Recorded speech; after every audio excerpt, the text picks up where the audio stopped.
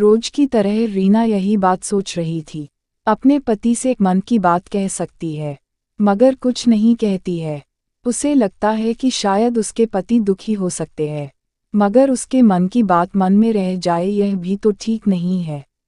रीना के पति ऑफिस चले जाते हैं, मगर रीना को लगता है कि ऐसा कब तक चल सकता है। एक दिन तो बात करनी ही होगी, इसलिए वह सोचती है जब पति शाम को घर आ सकते हैं तभी अपने मन की बात कह सकती हूँ। पति घर आते हैं, वह आवाज़ लगाते हैं मगर रीना नहीं सुनती है, जबकि वह रसोई में ही काम कर रही थी। पति को लगता है कि शायद वह कुछ सोच रही है, इसलिए वह मेरी बात नहीं सुन रही है। पति रसोई में जाते हैं, वाहगी पर आवाज़ लगाते हैं, जबकि उन्हें यकीन नहीं हो रहा था कि वह फिर भी कोई जवाब नहीं देती है। मगर पति जब हाथ लगाते हैं, रीना देखती है। वह कहती है, आप कब आए हैं?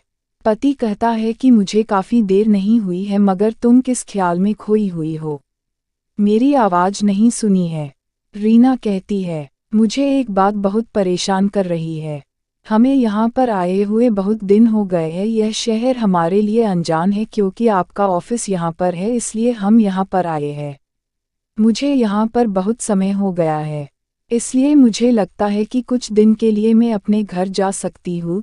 यह सुनकर पति कहता है कि मुझे समझ आता है, नई जगह है, इसलिए यहाँ पर मन लगाना थोड़ा मुश्किल है, इसलिए कुछ दिन के लिए तुम जा सकती हो।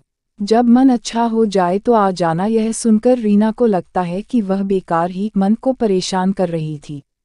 यह छोटी सी कहानी कहती है, जब मन में कोई बात होती है तो उसे कह देना ही अच्छा होता है, इसलिए मन की बात मन में रखने से आप परेशान ही होते हैं। अगर आपको यह कहानी पसंद आई है